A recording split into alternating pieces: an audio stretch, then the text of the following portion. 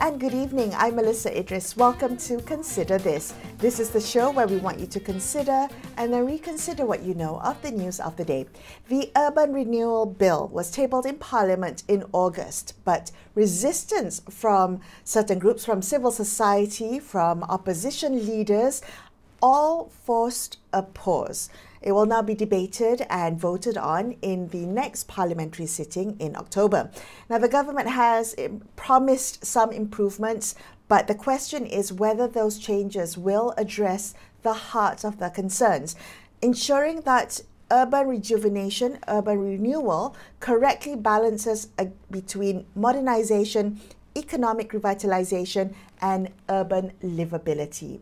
Joining me on the show to discuss this further is Dr Shuhana Shamsuddin, who's the founder and president of the Malaysian Urban Design Association, better known as PEREKABANDAR, which is a registered NGO championing good urban design practices. Dr. Shuhana, thank you so much for being back on the show with me. I want to talk a little bit about the Urban Renewal Act, URA in short. Residents have come up to say that they are worried about fairness, about participation in the consultation, the drafting of this act, and also state overreach. Now, wondering as an urban planner, what you think the Urban Renewal Bill, in its current draft, whether it addresses the fundamentals of good urban planning. Okay, thank you, Melisa, again for inviting me. Like I said, this URA is now causing a bit of an unrest, especially to the public who now realize then when there's a lot of resistance, what's the big deal? What is the impact of URA to their life? Now we talk about, because I'll be looking also into the aspects of good urban design in relation to the way we plan our city, or why urban renewal is a better option to deal with the problems of urban decay and urban blight, as well as the problem which actually is not really resolved with URA, the problem of lack of affordable housing. That is actually one of the major issues that has not been fully resolved, and we have more and more, especially of the urban poor, living beyond their means, they either renting a house because they couldn't afford to buy the houses offered in the market by the developer. So this issue about URA, what triggers this resistance is because of the way the act has been drafted to focus more about giving powers to the developers to become the driver of the urban renewal program. And a lot of the focus is on the consent thresholds, which becomes quite a controversy. Now the consent threshold has been reduced in order to make it easy for the developers to acquire the properties, and this leads to dissatisfaction, because even if you reduce the consent threshold to 80%, what about the 20% who doesn't agree? Doesn't their point of view is not important?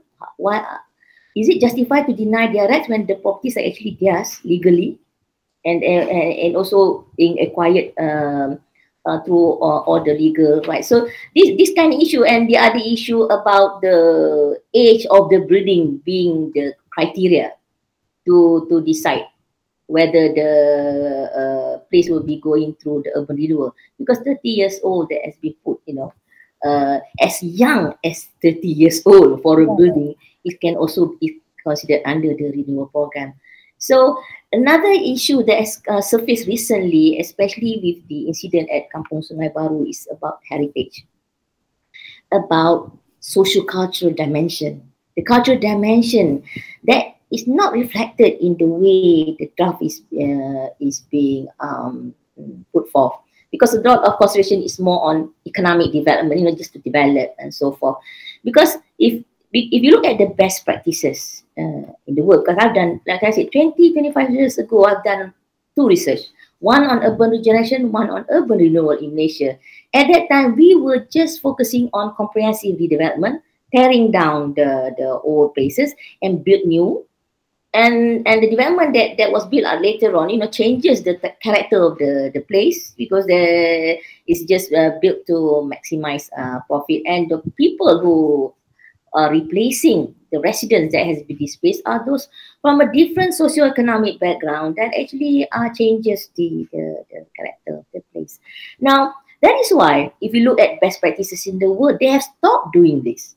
They go for urban renewal because through urban renewal, you don't necessarily have to tear down the buildings, because there are other options such as rehabilitation and refurbishment, adaptive reuse or retrofitting. That means utilizing the buildings, make good use of the existing buildings, as long as they are structurally sound and safe to be occupied.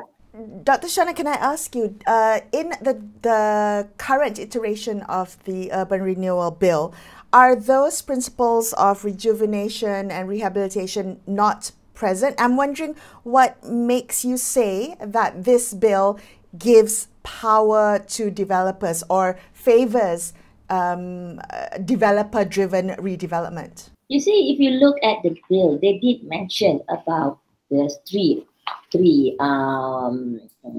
aspects of urban renewal, which is a redevelopment. That one is the one that is causing the issue of people not being afraid, because redevelopment means you pull down the buildings and you build new. They're also talking about regeneration, which is about again, areas to be that is neglected, depleted, or abandoned will be subject to upgrading, repairs, and then sometimes also involve landscaping. But if you look at the definitions that has been given, between urban redevelopment, and they also put the urban revitalization, which is for revitalization, the focus on upgrading, beautifying, or landscaping, they are more or less the same. So when it comes to in practice later on, implementation, and this will becomes like a gray area. When the definition doesn't really clarify in what situation will you go for total demolition, in what situation will you allow the residents, to have their houses being repaired, or adaptive use means you change a few retrofitting, change the use of certain buildings, and then furthermore, that is the problem, because when there is lack of clarity in that sense, so we don't know what actions will be taken later on as far as implementation is concerned. Because in Malaysia, the issue is what the plan says in the documents, the written form, is very good. I mean, it's really going for sustainable development, livable city. What else do they put inside there? Inclusive city and so forth. But when it comes to implementation, it's something else. So with this kind of perception, this kind of track records in the past, where we gave lots of trust to the developers, to be involved in this kind of development, people are no longer convinced, that if this act is being approved, they will be subject to the same kind of problem in the past. So I think what is needed, before they introduce this kind of, they have to prove, that the developers and the local, the government agencies, will actually make sure that this act will actually bring a better result, not as what is happening in the past. That's why like I said, the best practices in other countries, they don't put the developers as the main driver. They will use an act like this to give power to a government agency or a public corporation, but it cannot be into the private sector to lead this side, because urban regeneration is actually a social agenda for urban reform to improve the quality life of the people, not just their housing, their environment, to give them the opportunity to live their life with their heritage, value, their tradition, and so forth. So that's why you see, because in the benchmarking exercise that I did in UK, US, Australia, Japan, and so forth, you can see the urban regeneration project is actually not high-rise development. They are utilizing because most of the urbanization was done in areas of industrial sites or inner cities where the infrastructure is already outdated, the buildings are, so they will build the environment is created with good urban design principles. They even have a master plan, urban design framework. So they are using urban design to improve the quality environment. So the outcome is actually the places from a rundown areas and so forth, it becomes one of the places that attract people and give character to the city. Right. So very quickly, Dr. Shuhana, what would you like to see happen next ahead of the parliamentary sitting in October? I hope that because of the way the Act has been drafted, that at its present form is not yet ready to be tabled for second reading and to have to vote. What needs to be done is to go back to the drawing boards. Sit down first, review back. What is the whole objectives of having this Act? What is the real problem that you want to tackle? And how does the Act actually can resolve the problem and helps to facilitate the implementation of it? I think it's not to say outright no to URA. No, I'm taking I think more mature and more wiser. It's not to say we can maybe table the Act once we have sit down and get everybody to have the public to be really ready to accept such an Act. Then only you bring. Right. Dr. Shuhana, thank you so much for being on the show with me. Dr. Shuhana Shamsuddin there from PEREKABANDAR. We're going to take a quick break here and Consider This. We'll be back with more. Stay tuned.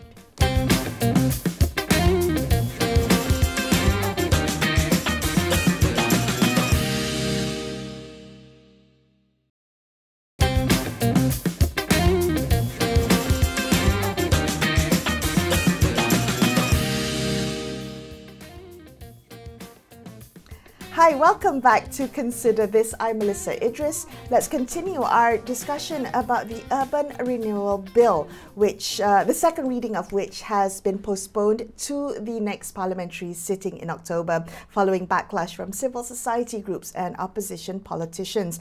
Joining me now on the show to discuss some of the concerns that they have from the KLRA+SD, which stands for KL Residents Action for Sustainable Development Association, is its public policy advisor, Han Jun Siew. Han, thank you so much for being on the show with me today. Can we begin by maybe you sharing some of the concerns that KLRA+SD has with the current iteration of the Urban Renewal Act? What are some of the concerns you have? Thank you so much for having me on the show. I would like to start off with saying that Malaysia requires a new urban renewal regulation, because currently urban renewal or urban redevelopment activities or initiative within the country is largely unregulated, and that has already contributed or resulted in a number of poorly run redevelopment or renewal projects, right? As what we have seen in the recent case in Kampung Sungai Baru, right? The Urban Renewal Bill is sort of a formal structure or an attempt by the ministry to bring some form of a regulation or some form of a procedures, right, to really regulate the market practice of developers, and also to guide homeowners, right, as to what could be the right procedures to go through in a urban renewal process. However, it's also controversial. Where we think that it's controversial because there are simply insufficient safeguards and also loosely defined.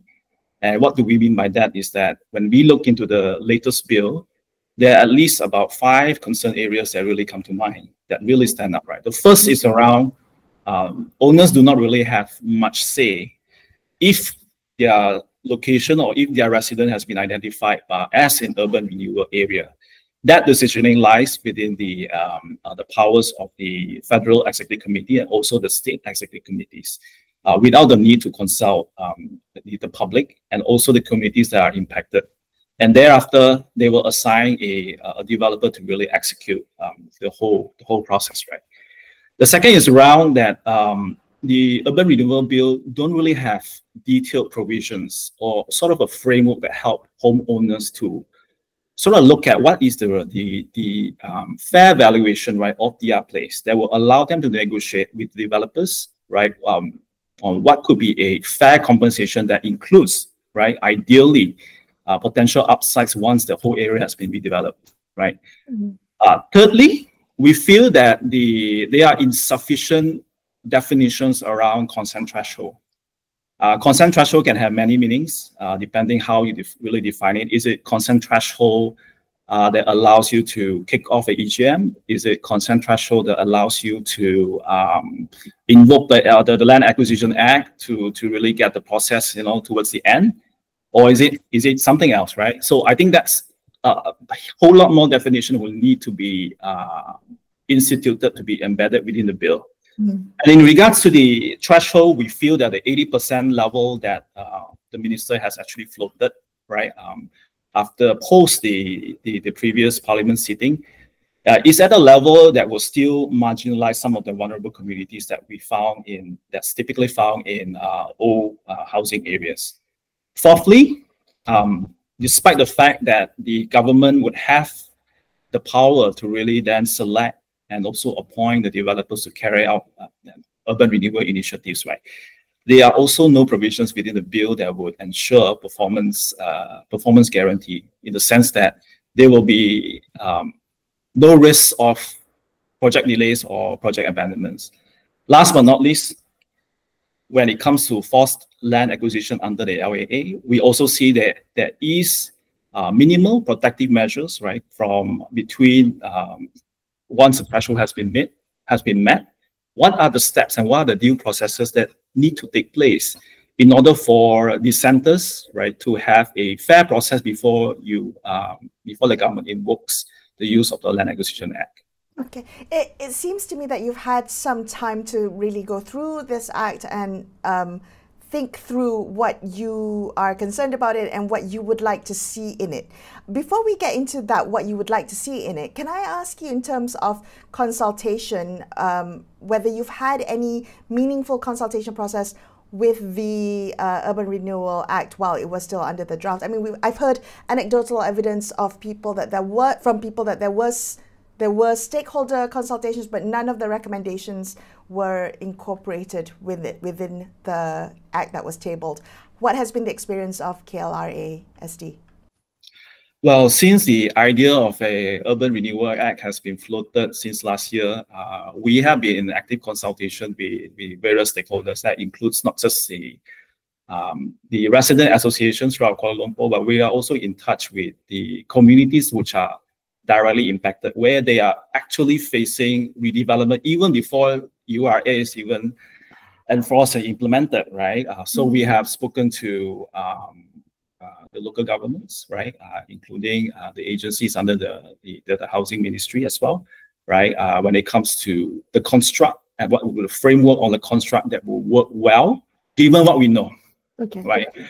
And we have also run through some of our ideas and some of our suggestions through professional bodies, so which includes architects, urban planners, and even professional valuers, right, to really ensure that we know what we are talking about, and the suggestions that we put forward, right, are market tested. Right. Okay. So talk to me about the suggestions. When you think about some of the core principles that you would like to see embedded in this urban renewal law, any urban renewal law, what is it that you would like to see? I think the most important objective of any good urban renewal regulation or law will have to be the outcome, right? The outcome has to be a fair, equitable, and inclusive process, an outcome for everybody, or all stakeholders who are involved. The foremost principle that we think that the current Urban Renewal Bill will need to incorporate is that the concept around the owners must have a say when it comes to any initiative, any attempt to redevelop or to refurbish their place, right? And currently, under the bill, the powers to really decide really rests on the federal and the state executive committees. We feel that before this is done, before any declaration is done, it has to be supported by demographic data. That's one. Two is also the public participation, like what we call the Liba Urus Awam, right? With the communities impacted. And why this is important is because we do know that in most old housing areas or even mature housing areas, there are a lot of the residents are made up of the elderly, right? The retired and also the low-income groups who may not own the house, but they are renting it, right? And what is important moving forward, right, when it comes to the objective of the urban renewal is to ensure that their needs has to be taken into consideration. What sort of urban renewal or urban redevelopment project, right, in the future that will match their economic profile? But there's no point of having urban renewal when you are redeveloping, say, a plot of land and you are basically asking the B40 or the M40 that, hey, let's redevelop this place into, condominium projects, right, which they cannot afford when it comes to long-term maintenance, paying long-term maintenance rates, right? So what I'm trying to say is that at the end of the day, it must be a project. It must be something that matches the needs and the requirements of the original inhabitants, right? And quite closely linked to this is also there has to be a sort of like an empowerment to the community to make decisions and also being able to negotiate. As we all know, when you are talking to auntie uncles on the streets, right? Very few of them will know what valuation is all about, right? What will be the design of a home or design of a settlement, right? That really comes out with affordable maintenance costs, right? So therefore, it is our belief that the involvement of professionals, including property valuers and so forth, right, have to occur from the very beginning, right? From the very beginning when the government has just started to engage the public, they have to be in the process so that the people will know what sort of options will work well for them. And I would have to say that when it comes to urban renewal, the execution has to be led and has to be kind of like coordinated by the government or a public agency.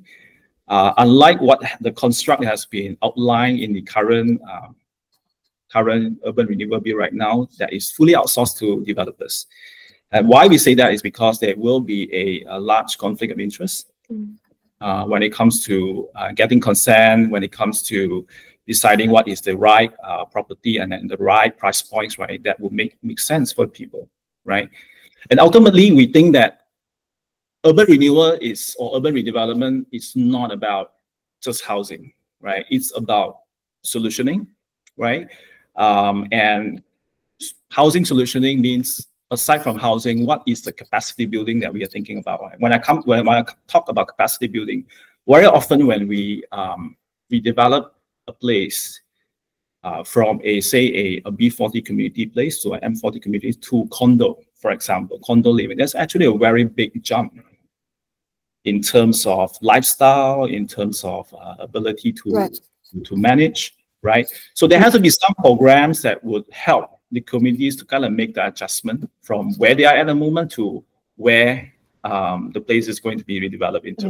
It's the socioeconomic dimension.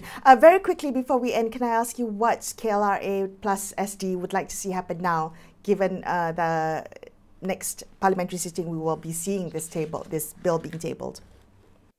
Well, we feel that because the bill is still quite loosely defined, right? To the point that it can be subjected to various interpretations, right? We feel that it's worthwhile for the government to kind of like reconsider tabling the bill, right? We think what will be very useful is for these three to to put forward what would be the process framework that they have in mind, right? And have the lawmakers, have the policymakers, right, to look at the bill side by side in conjunction with the process framework that they have in mind, so that we know what is the exact process that the ministry have in mind, and we have the right context to properly debate the bill, right? That we feel that is the that will be a worthwhile move, so that we know that the bill will balance all the interests, right, of all stakeholders and ensure the safeguards are properly embedded and instituted. Right. At the same time, we also believe that because urban renewal initiatives are already taking place right now before the Urban Renewal Act is even being implemented, especially for Kuala Lumpur, we feel that it's worthwhile as well for the government to consider placing a moratorium on all urban renewal applications, so that there wouldn't be any confusion, right, that will happen on the ground. You know, like you tend to have a lot of impacted residents will be asking, so what sort of, where do we come, right, for projects that are already taking place? Do we follow the new law, or do we follow the existing rules, which are totally unregulated? So to avoid confusion, and we feel it's worthwhile for government to place a bit of moratorium on all existing projects. Okay. Right? And at the same time, to conduct public awareness programs to ensure on the ground understand what urban renewal is, what urban redevelopment is all about, and what are their rights and what are the right processes to go through. Okay. Thank you so much for being on the show with me today, Han. I appreciate your time and your insights. Han Jun Siew there from KLRA+SD. Wrapping up this episode of Consider This. I'm Melisa Idris signing off for the evening. Thank you so much for watching, and good night.